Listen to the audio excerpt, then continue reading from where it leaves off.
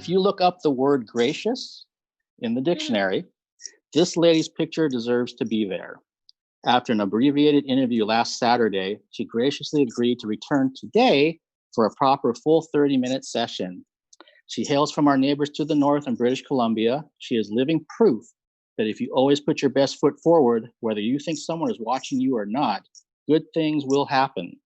She played Christine Daae in the North American tour of Phantom of the Opera. Please welcome back to the Eclectic Arts virtual studio, Miss Eva Tavares.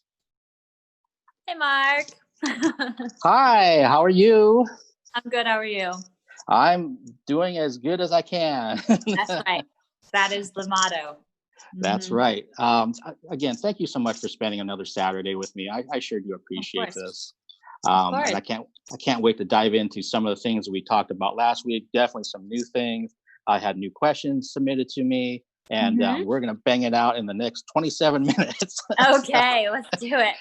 All right. So for those out there last week that for some reason didn't get a chance to watch the first interview, kind of jump in here. So I know that you grew up on a farm, sustainable farm, and you started off with dance very early on, which was maybe age 4? Yeah, 2.5, 3.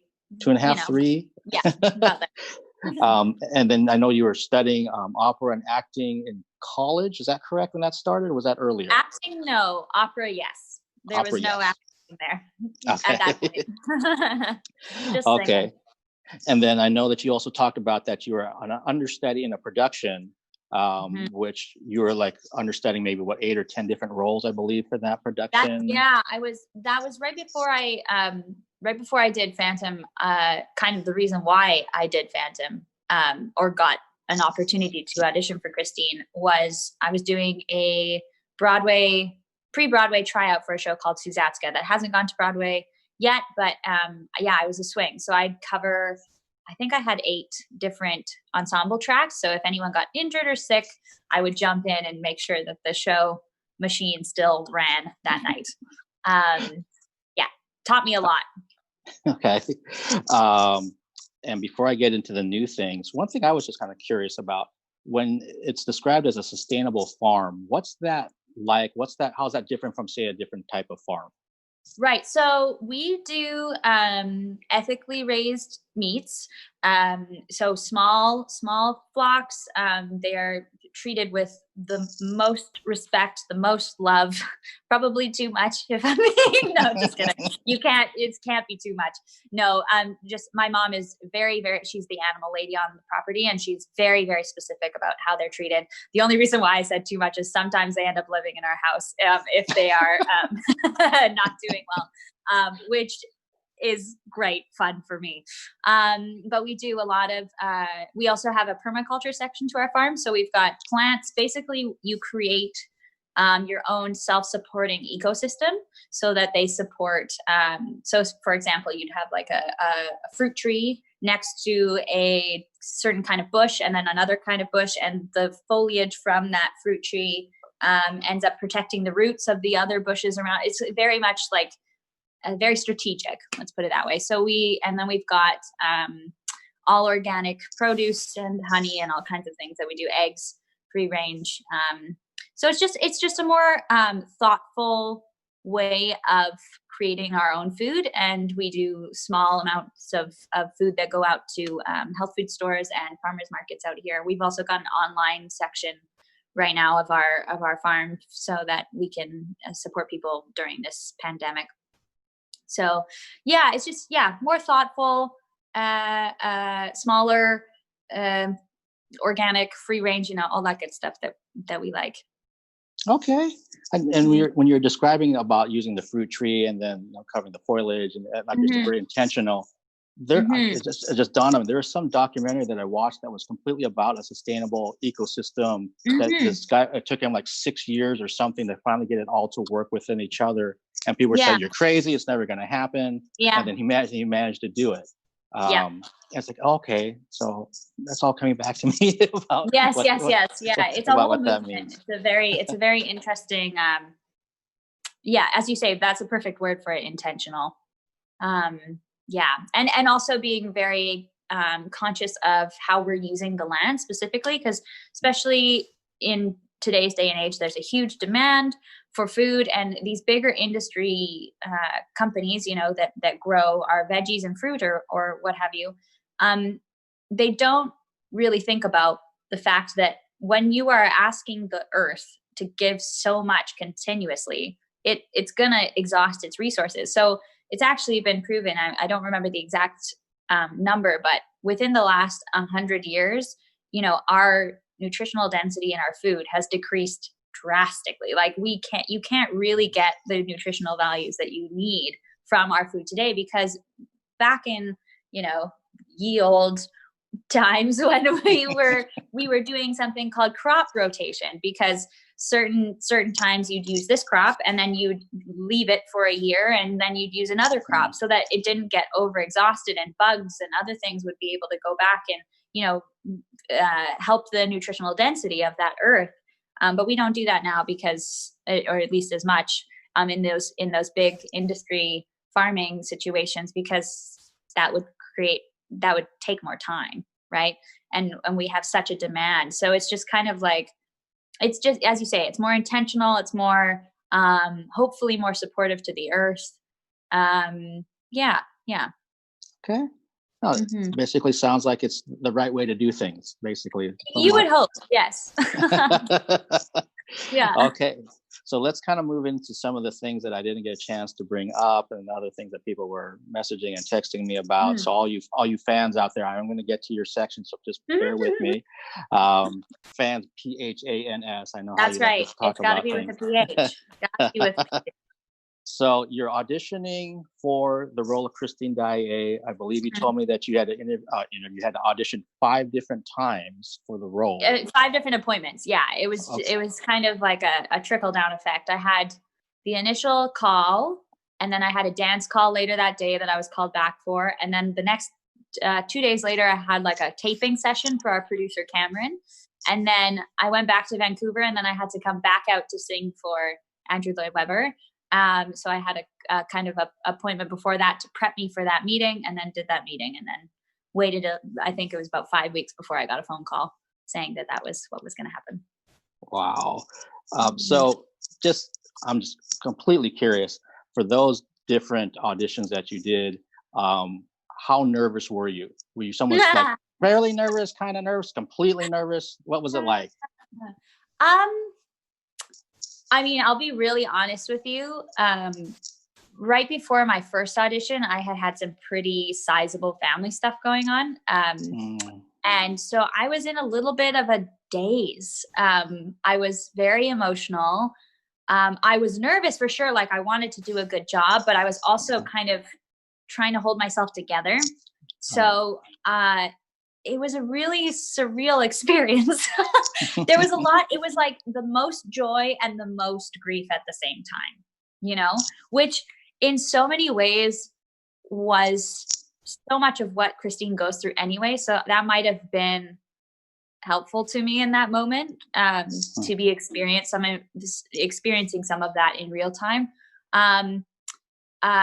But yeah, I was for sure nervous, but it was like it was a very confusing mix of feelings. Let's put it that way.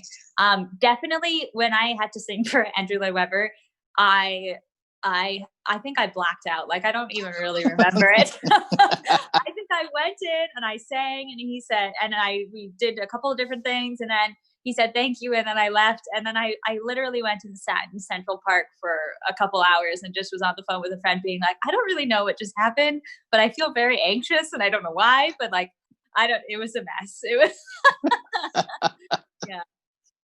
No, I can only imagine. I mean, I've never been in a situation like that, but I just think about something that if it was an appointment that meant a lot to me, like say a job interview or what have you, that, you know, a certain level of nerves is going to happen. And after a while, you're not really sure.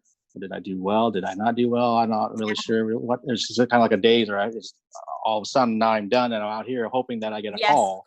Yes, wow. Right. Yeah, it was quite the time. So for a lot of people out there that love musical theater of all types, they don't quite know, and even for myself, I'm not really clear on a lot of this. So when you got the role, when you got cast, What's that timeline like from there to the first show that you performed on stage? So is it like 6 weeks? What do you, in terms of all the rehearsal, tech, all the other things you have to do? Yeah, so I had a bit of a different process than a lot of people, just because I'm Canadian. We had a couple little stumbling blocks to get over for my visa. So I was supposed to have, I think I was supposed to have 2 weeks of rehearsal, but it ended up being more like a week, because I couldn't get down to the States because of some stuff that was just being a little slow. So they were very kind. They actually flew up to Canada, our dance captain and our assistant conductor, and we worked some of the stuff before I got into rehearsal, which was great. And we had 2 days of, like, I think I learned Masquerade and a couple other things, just some of those tougher numbers. And then they were coming to Vancouver, which is where I was. So that worked out perfectly. And I think I staged the show in 2.5 days, something like that. And then we had a put-in rehearsal, which was on the stage with the special effects and the set and all that. And then, I had my first show that Thursday night. So it was like a week and a half, basically, of rehearsal. Normally they give you 2 to 3 weeks. Okay. Even 2 to 3 weeks sounds like not enough time to me. Yeah.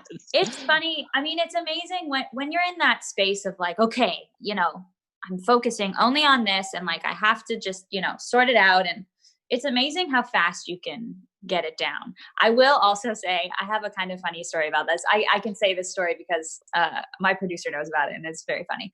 I was because they were saying to me that it was potentially not going to happen that I could have my first show in Vancouver. And that meant a lot to me because I was from Vancouver. I had all my friends and family, it just felt important. So they were like, well, because your rehearsal process has been truncated, you might not be able to do it in Vancouver. You might just have to do it in Edmonton, which is my next city.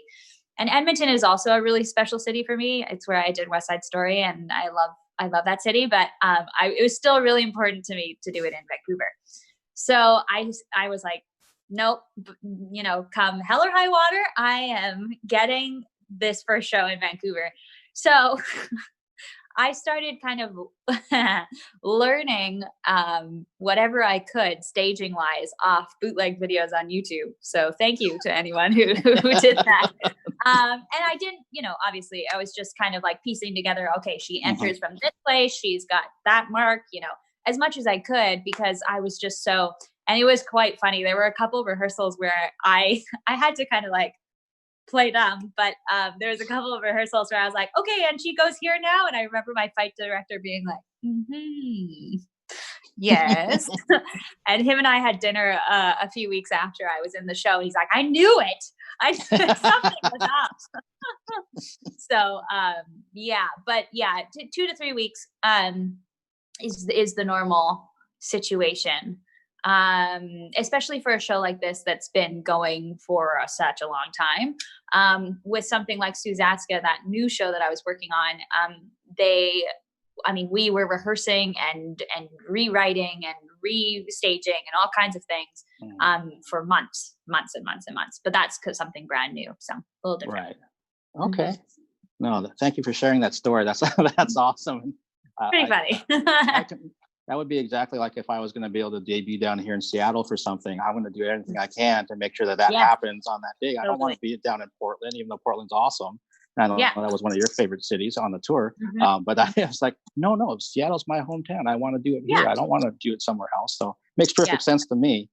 What memories do you have of that first live performance?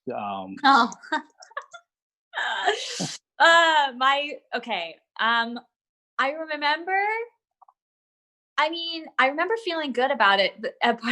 Okay. My favorite part about my first performance, it only happened. Did it only happen once? Yeah, it only happened once. So in Act 2, there's a section, I'm trying to remember here. Oh, right. It's right before the Don Juan rehearsal and wishing and all of that section. It's after managers too. So Raoul has said, you have to go and basically offer yourself up as bait for the Phantom. We have to catch him. We have to stop this. And I say something like, I have to remember the show. You said you'd protect me, Raoul. Please leave me alone. And I run out on stage right. And it was very dark. And it was maybe my third time on the stage because I had only had the 2 rehearsals previous. And I was supposed to go kind of upstage through wing 2, but I couldn't. I got disoriented. I was, all kinds of feelings and emotions. And I went kind of downstage into no man's land, which is basically not a wing and it was not, and it was, there was a pretty steep step down from our stage to like this no man's land that's not supposed to be, no one's supposed to be there. So I went like running at full force. I went chook and down a step, and then I was behind a tower of speakers and sound equipment, and I could just hear the crew guys on the other side being like, "Where did she go? Where did she go?" And I'm there like, "Guys, I'm here. I need to get out."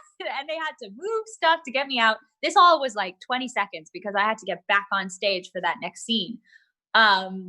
So it was a very, very funny, and it was a running joke in the cast for the rest of my time on tour. Like, make sure you don't go into no man's land in this city. Like, do you need to walk through where wing 2 is on stage, right? It's like, okay, guys. But yeah, that's my biggest, but I remember feeling good about it. I remember it felt very emotional because, that theater, the Queen Elizabeth Theater in Vancouver, was, the place that I saw Phantom the first time when I was 10. It was the place that I did my first union contract as an opera singer. I grew up in that theater and around that theater and seeing things in that theater. So to open that show as the lead, it's still like, it's totally crazy, full circle moment. Wow, that's amazing. That everything kind of came together for you. The city, the theater, without the mishap. With everything else. Hysterical. You got to have a few of those in your life. They're just too good. They're just, in the moment, I'm sure I freaked out, but you love those stories in the end. You got to have a mishap story. All right. Let's see. Let's talk about this really briefly before I get to questions from the fans. So, when your run ended, was that something that's contractual? You just kind of felt like it was time to move on to something else? Like, what kind of happened when your 2 years was over? It was a choice for me. 2 years is a long time to be on the road, and I just felt like it was the right thing for me to step away at that point. They, my production company and my directors and all of that, they definitely said that they would love for me to stay, but I had pretty much made that decision a while before I actually did. It's just one of those things where, my biggest concern is always to make sure that I'm showing up as best I can for something like that, because it means so much to so many people.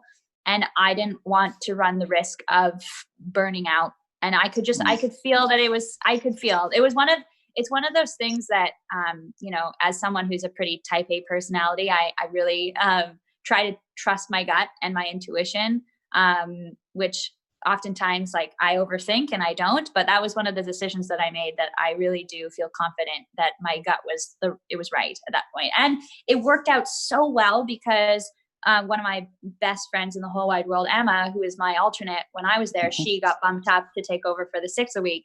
And she is a goddess of a human. And it all worked out so that she was able to have that 6 months.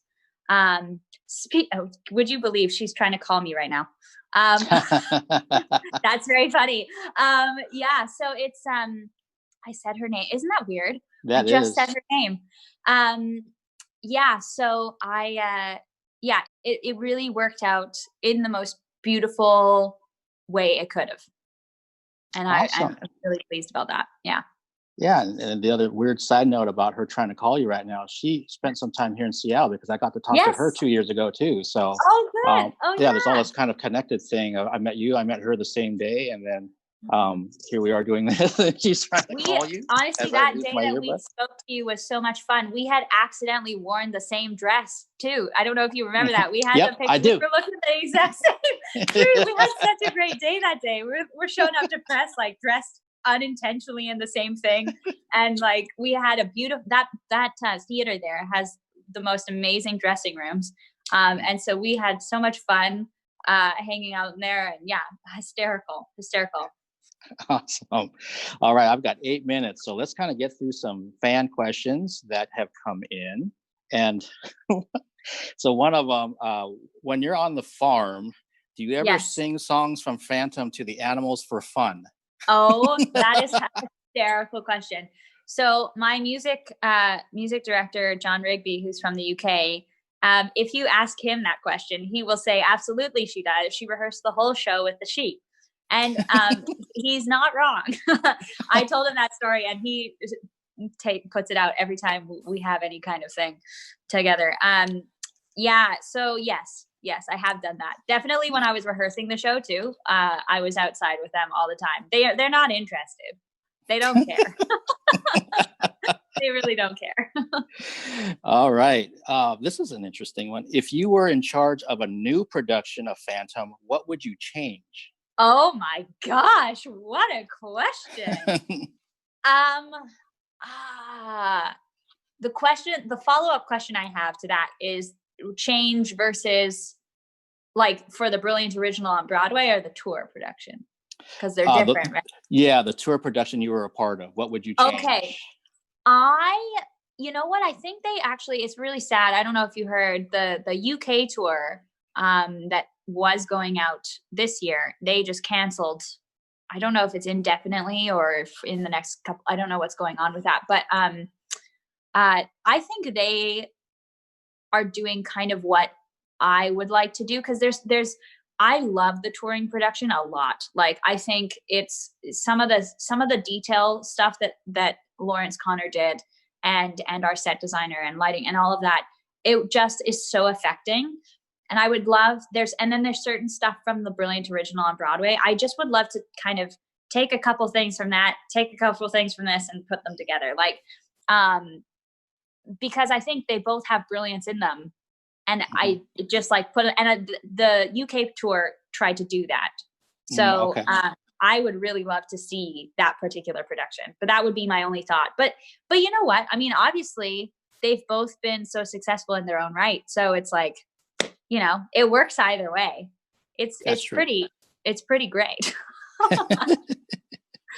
Okay, let's see here. If it is revived as a tour again, would you consider playing Christine in Love Never Dies, the sequel? Yes. Interesting. You should ask that.